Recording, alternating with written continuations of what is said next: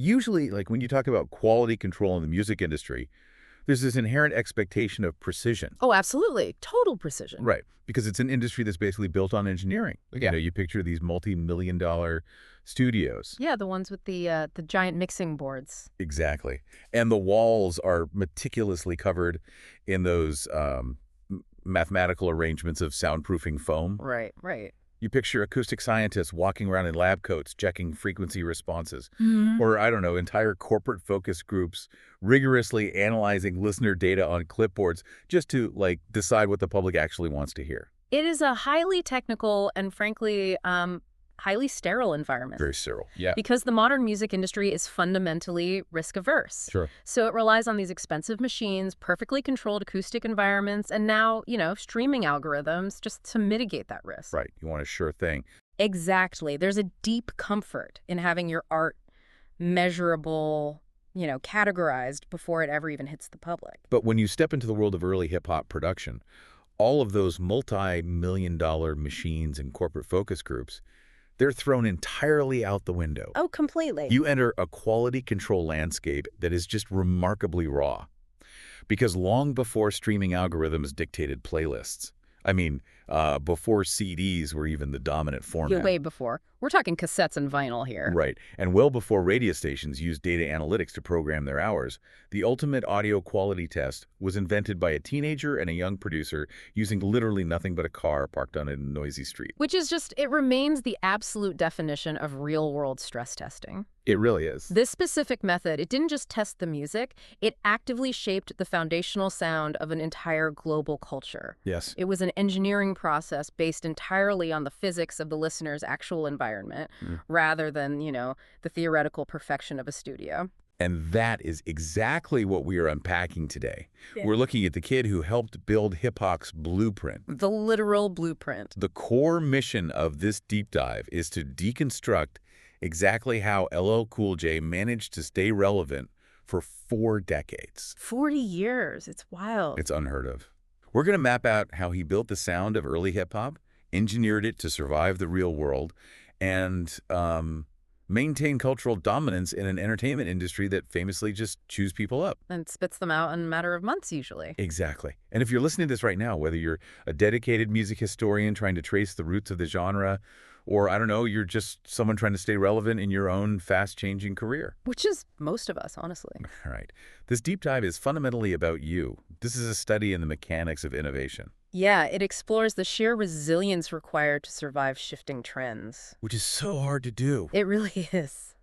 And the absolute necessity of brutal iteration and the paramount importance of knowing your audience on a visceral, physical level. So to really understand how a 40-year legacy is constructed, we have to start at the absolute beginning. Day one. Day one. Looking at the tools and the ambition of a kid from Queens, New York. Yeah. So LL Cool J was just a teenager when his grandmother bought him his first turntable setup. And I feel like it's a detail that is incredibly easy to breeze past, right? Oh, for sure. Just, a grandmother buying a teenager a gift for his birthday or whatever. Exactly. But if you look at the economics and the cultural barrier to entry at that specific time, it's much closer to, like, a venture capitalist acting as an angel investor. That is a great way to put it. Right. Providing the early seed funding for a tech startup in a garage. She wasn't just buying him a traditional musical instrument. She was handing him the literal hardware required to interface with a brand new cultural economy. The venture capitalist analogy is perfectly apt, really, because of what a turntable setup actually represented at the dawn of hip-hop. Yeah, explain that, because I think people forget how hard it was to make music back then. Right. Prior to this specific cultural moment, the barrier to creating music was overwhelmingly high, both financially and structurally. You couldn't just open a laptop. No, not at all. If a teenager in the 1970s wanted to make a record, they needed a guitar, a drum kit, a bass, maybe a piano. The people to play them. Exactly. You need a whole band and the physical space to store all that gear. Right. And crucially, years of formal, often very expensive lessons to play them competently. But the two-turntable setup fundamentally altered that paradigm. It changed everything. It transformed a piece of consumer electronics, a device that was originally designed solely for passive listening, right? You just put a record on and sit there. Yeah, you just consume it. Right. It transformed that into a primary instrument of active creation. Right. It completely democratizes the means of production. You don't need a four-piece band if you can physically manipulate the recorded sounds of a four-piece band that already exists on a piece of vinyl. Exactly. It allowed youth, particularly disenfranchised youth in New York City, to take the recorded music of the past, funk, soul, disco. Stuff their parents listened to, maybe? Yeah. And physically manipulate it into the voice of the future. The DJ would find the break, which is the drum-heavy portion of a song where the vocals drop out. Just the beat. Just the beat. And by using two identical records on two turntables, they would endlessly loop that break, creating a brand new, continuous rhythm. Which is brilliant. It really is. So when his grandmother made that purchase, she was giving a teenager from Queens the direct ability to architect his own sound without asking permission from the traditional musical establishment. And having that kind of agency, it completely changes the psychology of a teenager. Oh, without a doubt. You have this kid in a bedroom in Queens just starting to figure out how to mix these records and project his voice, and he decides to brand himself. Yes. He adopts the stage name LL Cool J, which stands for Ladies Love Cool James. I mean, think about the sheer audacity of that personal branding before you have even released a single piece of music to the public. It reflects a level of instinctual self-actualization that is just essential for any cultural pioneer. Totally. I mean, this wasn't a moniker handed down by a corporate marketing department after years of market research. Right, it wasn't focus grouped. No, this was a teenager defining his own identity, his own allure, and his own market positioning before the world even knew he existed. Yeah. He didn't just want to participate in the emerging culture. He positioned himself as a central, highly desirable figure within it from day one. Ladies love Cool James. Right. You have to possess a reality-distorting level of confidence to call yourself that when you are still, doing your homework in your childhood bedroom. He effectively built the pedestal before he even had the statue to put on it. That's exactly it. And the geography of this is just as important as the technology. He's a teenager from Queens. Which is key to simplify for beginners learning hip-hop history. Right, because hip-hop was born in the Bronx. Yes, forged in the fires of the park jams and block parties up there. But by taking root in Queens with artists like him, you're seeing the culture begin its first major geographical expansion. Exactly. The movement is spreading. And being a teenager in that specific environment meant he wasn't looking back at a long-established history of a genre and trying to fit in. He was a ground-level architect. Yes. Every single decision he made, from his name to his equipment to his lyrical cadence, it was laying a brick in a foundation that did not previously exist. But the transition from potential energy to kinetic energy happens when that audacious teenager leaves the bedroom and enters the studio. Because you can only do so much in your bedroom. Exactly. He arrives at Def Jam Recordings, which, by the way, was basically just an NYU dorm room operation at the time. Which is crazy to think about now, given what Def Jam became. Oh, it's wild. But he meets producer Rick Rubin, and this is the moment where the history of music physically shifts. He becomes one of Def Jam's first breakout stars, recording the track I Need a Beat. But what is vital to understand about this collaboration is that they weren't just recording a song. Right. They were fundamentally inventing how rap records were supposed to sound. They were tasked with building something that people could physically feel. Okay, let's pause on that phrase for a second. Inventing how rap records were supposed to sound. Sure. Because at first glance, I think to a lot of people, that sounds like a contradiction. How so? Well, hip-hop was already happening, right? Yeah. The culture was thriving live. Yeah. People were already emceeing over breaks at block parties. The DJs are already spinning in the parks. Very true. So if the music already exists in the real world, why does taking it into a studio count as inventing the sound? Aren't they literally just setting up a microphone and hitting record on what was already occurring? See, that is the crucial distinction to make if we are really trying to simplify early hip-hop history. You have to look at the massive gap between a live event and a studio recording. Okay, lay it out for me. The block party was the heartbeat of early hip-hop. But a block party is a three-dimensional, multi-sensory experience. Right, there's so much going on. It's the DJ physically extending a drum break, It's the MC feeding off the visual reactions of the crowd. The energy of the people? Yes. The massive, distorted sound systems, the physical proximity of hundreds of people packed together, the heat, the humidity in the air. Yeah. It was a communal immersion. Now, imagine trying to take that entire massive, chaotic energy and trap it onto a flat, two-dimensional piece of plastic. Oh, I see. Because if you just set up a microphone in the middle of a park and hit record, you don't actually capture the block party. No. You capture a really thin, chaotic, muddy echo of a block party. Precisely. Capturing the energy of a live DJ and MC on a piece of vinyl required an entirely unique technical approach to studio engineering. Because you have to artificially recreate that feeling. Exactly. And before LL Cool J and Rick Rubin started working together, the earliest rap records, like the ones that predated Def Jam, they often sounded like polished disco tracks with people just talking over them. Right, like rapper's delight. Yes, exactly, because the major studios didn't know how to record a DJ scratching and looping a break beat. They didn't have the technical vocabulary for it. No, they didn't. So they would hire professional studio musicians, essentially a live funk or disco band, to replay the drum breaks. Oh, wow. Yeah, and it sounded clean, it sounded professional, but it completely lost the raw, aggressive soul of the street. Because they were applying the old paradigm of recording a traditional band to a completely new art form. Exactly. It's like trying to photograph a painting and calling it a sculpture. It's just the wrong medium for the message. Right. Rick Rubin, coming from a punk rock background, and LL Cool J, coming directly from the streets of Queens, they realized that to truly represent the culture, the record could not sound like a slick disco production. They had to have an edge. It had to sound dangerous. Their collaboration style during these sessions was famously stripped down. It was an exercise in radical reduction, not addition. So taking things away, not adding more layers. Exactly. They relied heavily on the Roland TR 808 drum machine. They stripped away the lush strings, the funky bass lines, and the harmonious backup singers. All the disco stuff. Gone. All that was left was a massive synthetic drum beat, occasional strategic scratching, and the sheer, unadulterated vocal force of the MC. So they were figuring out the exact frequencies, the exact sonic spacing, and the exact vocal delivery needed to translate a physical, visceral feeling into an audio track. Yes, and that is what is meant by building something people can feel. Look. Think about the sensory experience of standing next to a massive speaker at a park jam. Your whole body vibrates. Right. When a heavy drum break hits, you don't just hear it in your ears. You feel the sound waves compress the air in your chest. Yes, it's physiological.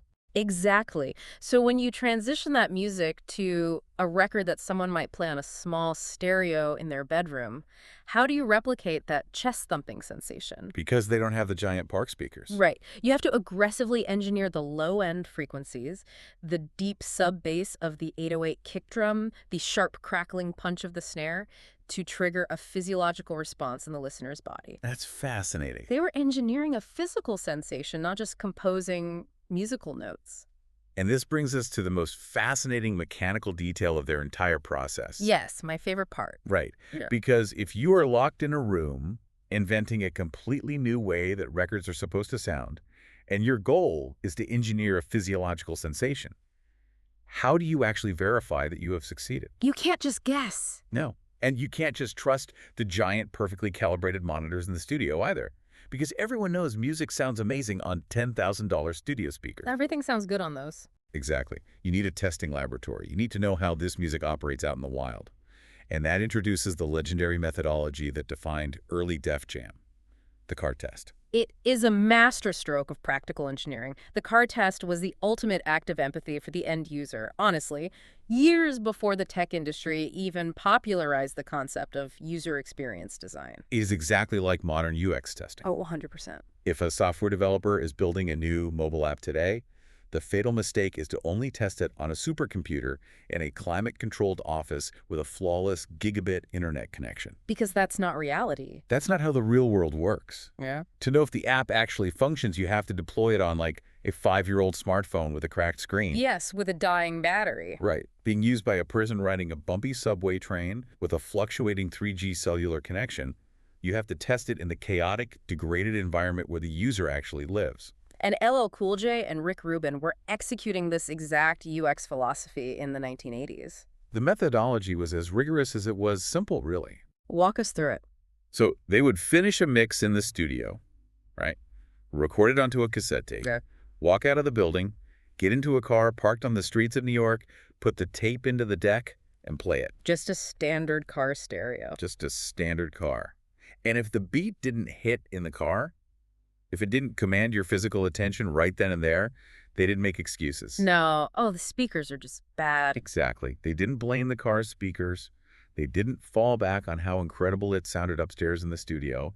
They would physically take the tape out, walk all the way back up to the studio, tear the entire mix down to its bare components, and start over from scratch. Which is so, think about the psychological discipline that requires. It's brutal. You have poured hours, maybe days, into balancing this track. The hi-hats are sparkling, the vocals are crisp. You feel like an absolute genius in the studio. You're patting yourself on the back. Right. And then you walk down to a Honda Civic, play it, and realize it sounds like absolute garbage. It must have been so deflating. To have the humility to throw that work away because it failed the reality check of a car stereo is incredible. It really is. But let's dive into the physics of why the car was the ultimate testing ground. Because a car is an incredibly hostile acoustic environment. Yeah, break that down for us. Why is a car so bad for audio? Well, you are dealing with a small, irregularly shaped metal box. Okay. It's lined with glass, which reflects high frequencies wildly, and plush fabric like the seats and carpets, which absorbs everything else. So the sound is just bouncing all over the place or getting muffled. Exactly. The acoustics of a vehicle are a nightmare for traditional audio engineering. Plus, the speakers are rarely positioned optimally. Right. They're usually down by your ankles in the doors. Yes, or they're reflecting off the back windshield. It is not an environment designed for pristine audiophile fidelity. It is designed to get you from point A to point B. Yeah. And within that metal box, the audio engineer faces their absolute greatest adversary. Which is? Road noise. Road noise. The silent killer of complex audio mixes. Let's really analyze the mechanics of what road noise does to a piece of music, because I think it completely dictates the stripped-down aggressive sound of early hip-hop. It completely dictates it. Road noise is this chaotic, relentless symphony of competing frequencies. Yeah. It is the low-frequency rumble of the internal combustion engine vibrating through the chassis. That's a deep hum. Then you have the mid-frequency hum of the rubber tires rolling over the asphalt. Okay. It's the high-frequency shear of wind whipping across the windshield and the side mirrors. Especially if you're driving fast. Exactly. And it's the Doppler effect of other cars rushing past you in the opposite lane. So it's just a wall of sound. All of these environmental sounds operate at specific frequencies that actively mask, swallow, and cancel out the sound waves coming from the car's speakers. So it's frequency masking. Precise. So, okay, if you take a really delicate, complex audio mix, let's say a track with nuanced, whispering vocals, a very gentle acoustic bass line, and some intricate, subtle synthesizer work. Okay, a beautiful studio track. Right. And you put it in that car? It gets absolutely decimated. Just ruined. Completely. The subtle hi-hats vanish instantly into the wind shear. The gentle acoustic bass line gets completely swallowed by the low-frequency rumble of the engine block. You wouldn't even hear it. No. And the nuanced vocals are buried under the hum of the tires.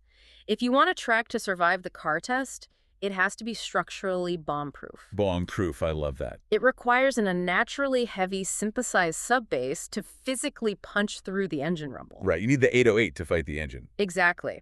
It requires an incredibly sharp, dominant snare drum to cut through the tire hum. And most importantly, it requires clear, aggressive, commanding vocals to slice right through the wind and the traffic. So extraneous sounds literally become a liability. Any delicate filler in the beat just turns to mud in a car stereo. Exactly. And this perfectly explains the stark, skeletal, muscular production of early Def Jam. It wasn't an accident. Right.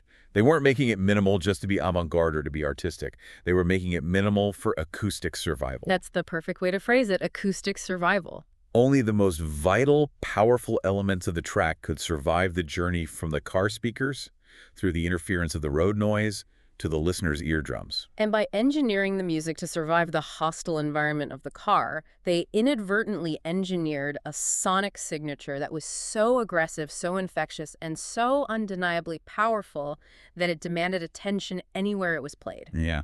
When you build a sound designed to rattle the rearview mirror of a car idling in Manhattan traffic, you are creating a muscularity that cannot be ignored. which fundamentally alters the trajectory of the entire culture. Oh, completely. This meticulous, obsessive card testing wasn't just a fun studio quirk. It laid the foundation for breaking a commercial ceiling that the music industry genuinely believed rap could never shatter. Because the industry was very skeptical. Right, because they engineered a sound so potent, it forced its way out of the neighborhood and onto the mainstream charts. And this leads us directly to the release of the album Radio. A massively important album. Huge! This album proved, for the first time, that rap albums could sell at a massive mainstream level. But to understand how monumental that is, we have to look at the psychology of the music industry in the mid-1980s. Yeah, because the music industry establishment, the major labels, the distributors, the radio programmers, they viewed hip-hop with intense skepticism. They didn't get it. Not at all. To Okay. them, it wasn't a legitimate musical movement. It was a localized, disposable novelty. Like a fad. Exactly. They viewed it much the same way they viewed the tail end of the disco era. They fundamentally misunderstood the culture, believing it was purely a singles-driven market. Because they understood the economics of a party, right? Right. They knew you could press a 12-inch vinyl single of a catchy rap song, sell it to DJs, and kids would dance to it at a club. Sure. But they didn't believe the artist had anything to say beyond a 4-minute party starter. Precisely. And an album is a completely different artistic and economic proposition than a single. Right. You're asking for a lot more from the listener. Exactly. An album requires a listener to commit to 40 or 50 minutes of a single artist's vision. Yeah.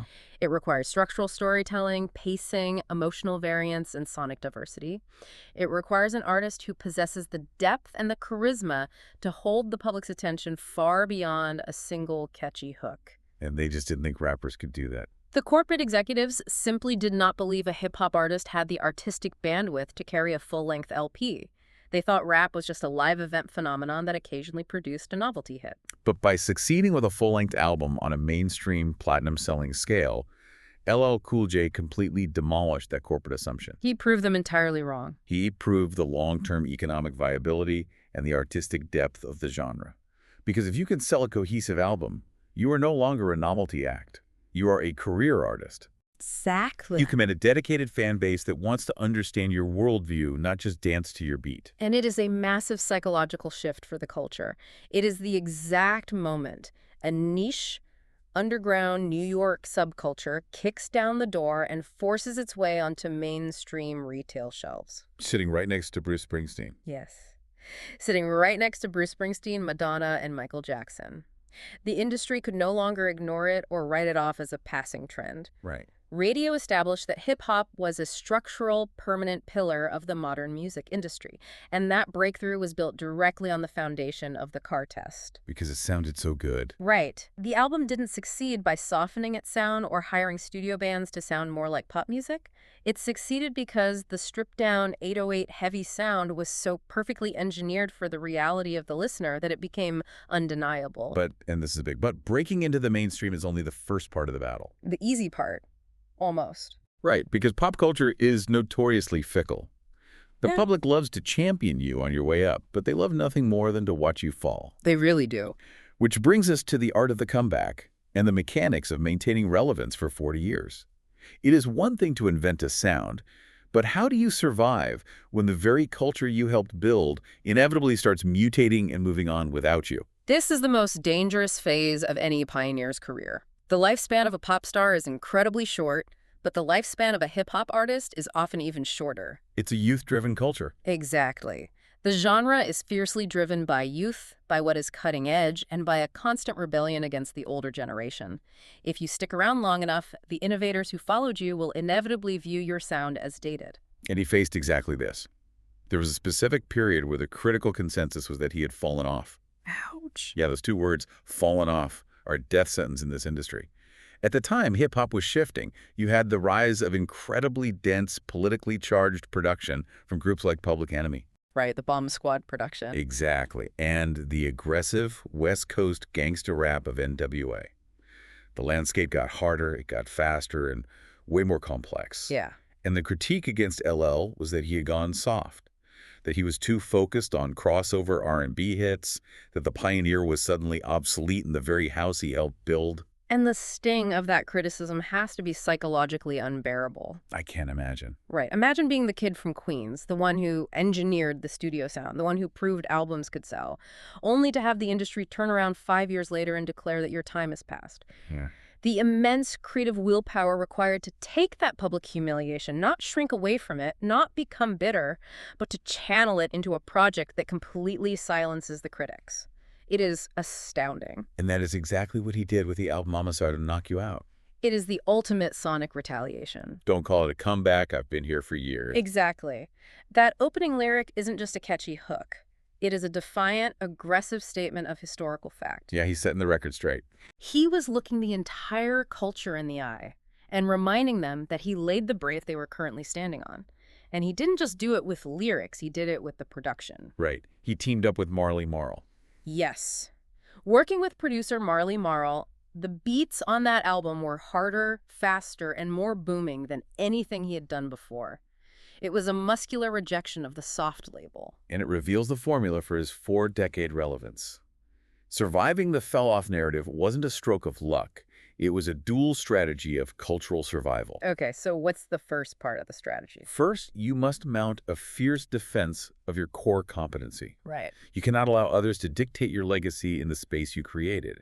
You have to prove definitively that you still possess the raw skill that got you there in the first place. You have to protect the foundation. Exactly. He reestablished his dominance in music through critically acclaimed, platinum-selling comeback albums and by winning multiple Grammy Awards across his career. He aggressively secured his home base. But defending the core isn't enough on its own, is it? No, because musical tastes will always shift, and nobody can be the hottest rapper on the planet for 40 years straight. That brings us to the second, arguably more difficult part of the strategy, strategic expansion. Okay. He successfully balanced his dominance in music with a long-running, highly visible television and film career. Which is an incredibly delicate balancing act, especially in that era. Right, because rappers acting wasn't really a proven thing yet. No, not at all. For a very long time, there was immense tension between hip-hop credibility and Hollywood visibility. For sure. If a hardcore rapper went on a mainstream television sitcom or starred in a family movie, the immediate risk was being labeled a sellout. The public might feel you lost the raw, dangerous edge that made you compelling in the first place. Because it's hard to convince people you are the toughest MC from the streets when they literally just watched you doing a comedic bit on network television at 8 p.m. on a Tuesday. Exactly. The psychological transition from a street-level rapper to a beloved living room fixture often strips an artist of their credibility. It's a huge risk. But by executing both strategies, simultaneously winning Grammys and dropping aggressive street records to maintain his musical authority, while simultaneously utilizing television to stay visible and approachable in American living rooms on a weekly basis, he achieved cultural omnipresence. Yeah. Television gave him a platform to age gracefully in the public eye. It introduced his face, his charisma, and ultimately his legacy to entirely new generations of fans who hadn't even been born when radio was released. Right. He didn't just conquer the car stereo. He moved directly into the living room, and he did it without surrendering his musical pedigree. Which is brilliant. And this dual strategy of fiercely defending the core while strategically expanding outward culminates in an extraordinary milestone, becoming the first rapper to receive the Kennedy Center Honors for hip-hop pioneer recognition. And we really need to emphasize how big of a deal that is. The Kennedy Center Honors represents a monumental paradigm shift in how an individual and an entire art form is perceived by the broader society. It's huge. This is not an award for having the hottest single of the summer on the Billboard charts. It is not about record sales or fleeting popularity. The Kennedy Center Honors are reserved for artists who have fundamentally, permanently altered the cultural fabric of the United States. It is the absolute highest level of cultural validation the country offers. You are sitting in a room with the president, wearing a tuxedo, being celebrated by the titans of American art. And the fact that he was the first rapper to receive this specific recognition is vital. It represents the ultimate transition from pop star to institutional pioneer. Yeah. When he stood there and received that honor, it validated far more than just his individual career. It validated the entire hip-hop blueprint we've been discussing today. Everything from day one. Exactly. It was a validation of the audacious teenager in Queens plugging in his grandmother's turntables.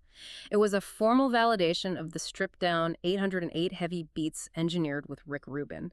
It was a validation of every single cassette tape that was stress-tested in a Honda Civic against the roar of New York City traffic. Yeah. The highest establishment of American art was finally, formally, bowing to the culture he helped invent. It is an incredible narrative arc. To go from a kid in a bedroom who is entirely outside the traditional music industry to being the foundational pillar recognized by the nation's highest cultural institution. It really is.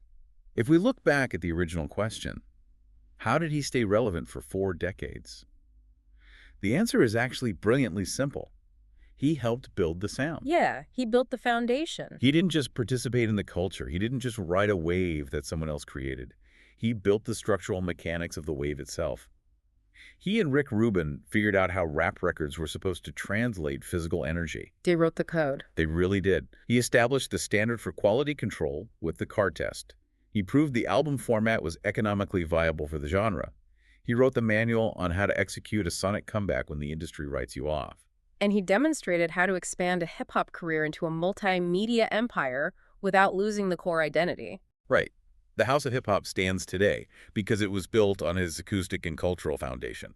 It is a profound testament to the fact that true, multi-decade longevity does not come from superficial trend chasing.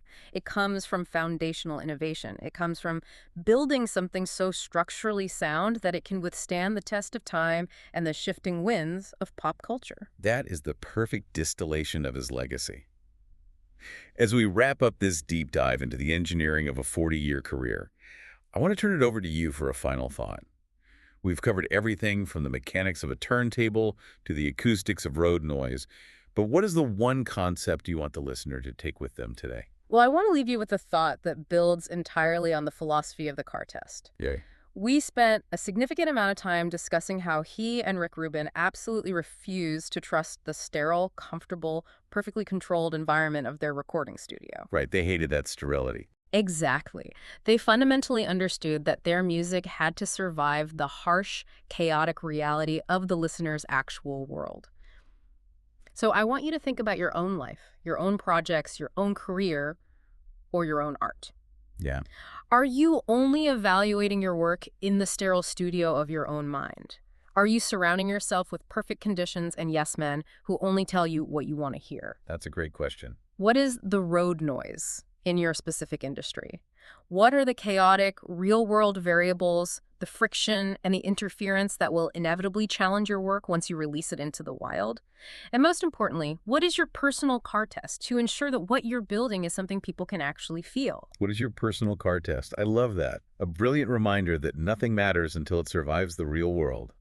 Thank you so much for joining us on this deep dive. We hope you walk away looking at the mechanics of your own work a little differently today. Yeah. Applying your own car test to whatever it is you're building. Exactly. Until next time, keep testing your ideas against the noise of the street.